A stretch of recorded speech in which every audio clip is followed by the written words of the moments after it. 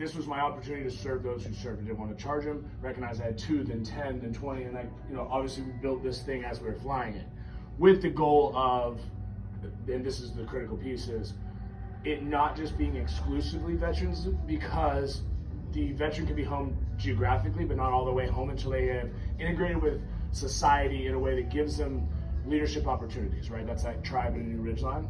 So that's where I think that the magic of ATF and the sustainability and this new campus isn't just the growth impact and throughput, it's also the train the trainer. It's the equipping them to be trainers for others like them. It's the vocational opportunity to have, like, think about Goose.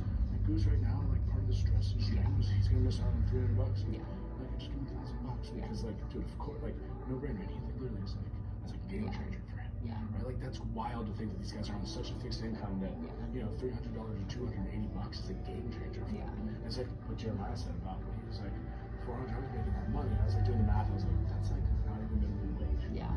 And so anyway, I know Jeremiah's not a vet, but that's the, like, it's about, and I'll say this boldly. And Mike, we talked. This is maybe a Clint Bruce line, but like, those that took an oath to service, right?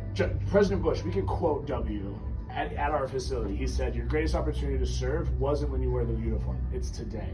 And like, everybody was just fucking bought in, because it's about, like, again, people are gonna look at you and they're gonna go, "Oh, you lost your legs. Thank you for your service." But it's about the way that you speak to why you served, and you recognizing that you're still a leader, to have a societal thing. That's why I think it's so important for us to point to the way that this model goes back into the hands of those, so that they have an opportunity to continue to serve from the front. Yeah. I mean, Hammond will love all of that. Obviously, the way the Bush Institute, the Bush Fellows, and the Bush Center does their stuff, it's much more on, like, they don't get their hands as dirty as us. So the two things I want Hammond to feel is the way that the veterans are the tip of the spear for us, 2/3 of veterans and first responders, and why that is all going to continue to stay the same, but why it's important to have civilians. And then lastly, for them to know why we go so deep with these people, right? Like, get a quote from Derek. Actually, get a quote from Derek and have everyone include the fact that he lived in my house for 8 months. Like, that's the part that Hammond needs to understand. Like, we go the extra mile to do everything we can to earn their trust and do life with them. It's not just, hey, we scrubbed you, we gave you a makeover, and see you later, bro.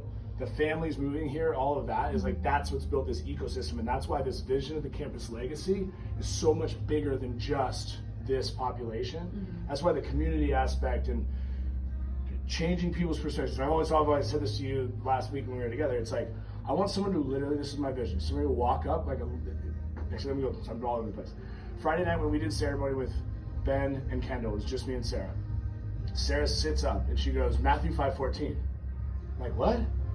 She had a sweatshirt, white sweatshirt, red writing Matthew 14. If you look up that, it's a light on a hill. It's a lighthouse, right? And that's always been my vision for the campus. I want somebody to literally walk up and like, I don't even know how I got here, but I just kind of felt called to.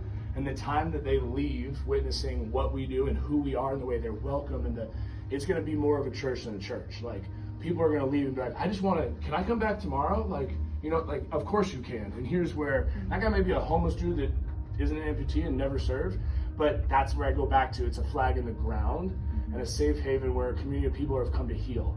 Some of which served our country, some of which didn't, some of which had this impairment, that impairment, but we're all humans. Like, that's the walking each other home thing. Just like, I am you, you are me, and together, if we get real, we can find, a way to heal. Yeah. So, cool. Done.